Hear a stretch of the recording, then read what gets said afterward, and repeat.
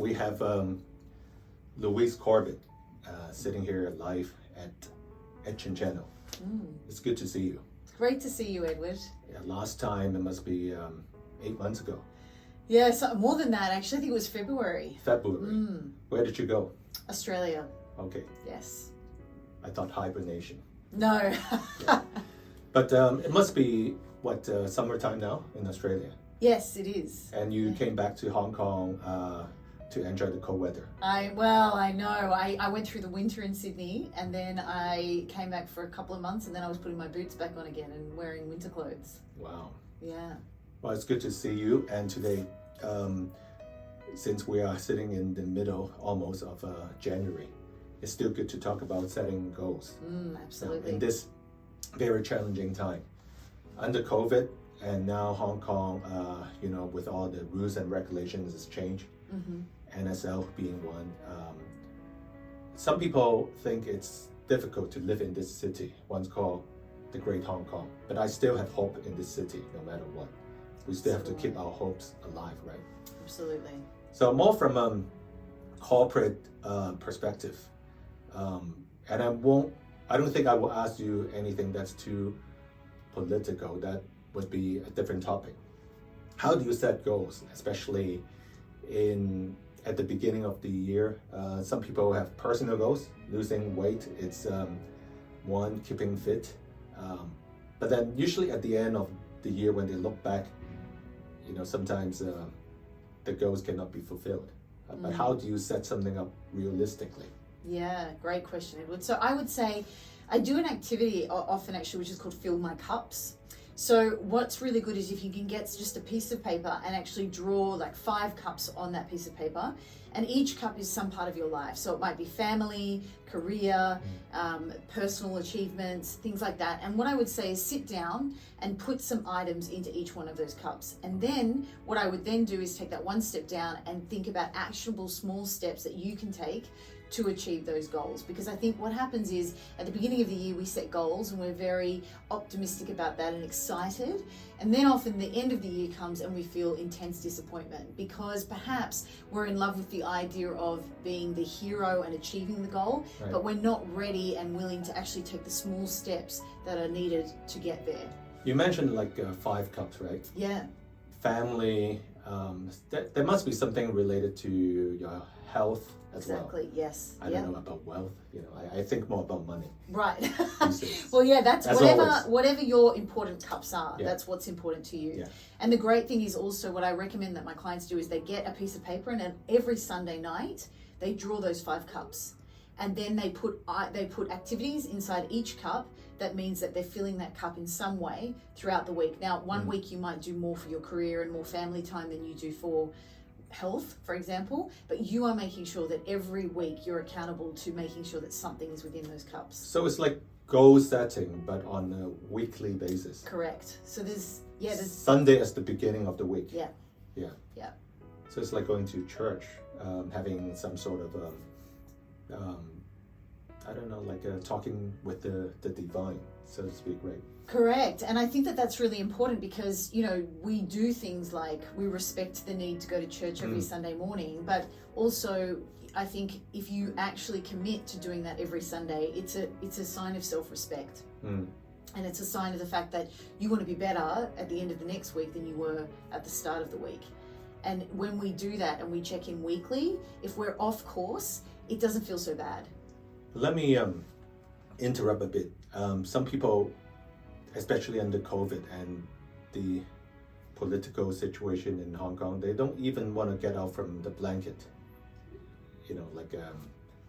at home, right? They would rather just let time goes by, right, without thinking about anything. And then Hong Kongers are under a lot of pressure, under a lot of stress, and we read about all these, I shouldn't say it too specific, but a lot of suicidal cases, people just losing hope in general. And you come up with programs both from a corporate and also personal level. Correct. To help people having some sort of a transformation in a tough city like Hong Kong. Yes. Because Hong Kong is really tough. It's different from when, I must say, when I first relocated back 20 years ago, I have hope. But now, like a lot of other people, they think about whether the rule of law is still intact, which I don't want to get too political because it's something that I think we can talk about in a different session.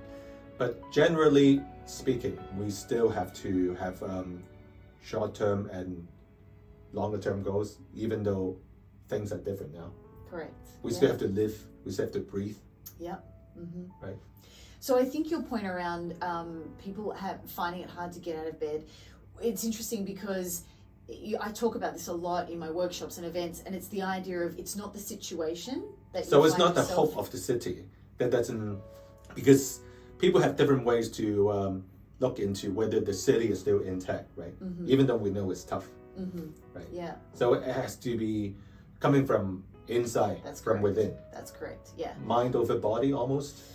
I think it's control over the mind. That's really what it is. Just like a political prisoner. Like even though he doesn't know whether, if it is political prisoner, he doesn't know whether he will be released, right? He still need to have hope inside the cell. Yeah, I would say, I mean, no matter what the situation is that you find yourself in life, this is actually something that I find quite interesting in Hong Kong, especially because of the melting pot of cultures. And often if I do a workshop and people will be talking about their experiences, two women, for example, one might be coming from Australia and one might be coming from Brazil, and they've got the same situation, they find themselves in the same circumstance, they have the same story, but they live their lives very differently for one reason. And they handle things differently. That's exactly right. Yeah. It's how they look at it. Yeah. So if people in Hong Kong are finding their situation challenging at the moment, and I would say the only thing that you can control 100% is your thoughts and your mind and how it is that you react to situations. And if people find that hard right now, I think what they need to do is get out of bed at 6 a.m. and start to do things that will help them to work on their mind and to feel good in themselves. Meditating, reading something where they'll learn something and they'll motivate themselves and they'll start to feel better, because that's really the only thing we can control, our own world. And when we do that and we control it in the right way, our external world changes. So, regardless of the current situation in Hong Kong, control what you can control. Yeah, control what you can control. It's yourself first. That's right. It's easier. That's because, right. Because the bigger things is difficult to control. Yes. Yep. Yeah, COVID is difficult to control. We don't know, for instance, whether the vaccines would work perfectly, and then not a lot of people are having the injections yet. Soon, like the first quarter, but we don't know the results. Political wise, we don't know. It's something that's always uncertain. But yourself, you can always have some sort of control. Yeah. What is the easiest? I mentioned about losing weight. It's more measurable, right? What else is more measurable other than your own physical well-being?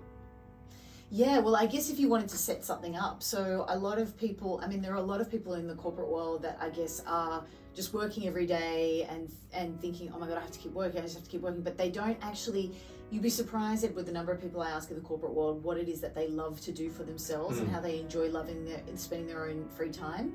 And they don't have an answer to that. Right. And this is worrying. So I think it's important to work and to do your work and to perform and do what's required of yourself there. But if you don't have something on the side that you're doing, and I don't mean a side business, I mean like something you enjoy, then you need to start to do that. Because, so for example, if somebody wanted to start their own personal podcast, right? It's measurable. But you have to take those baby steps. So how do you do it? You buy the technology that you need to set up the podcast. You look at the topic that you want to focus on and why you think that will interest the reader or the listener. So looking at things like that and making measurable, you want to cook, right?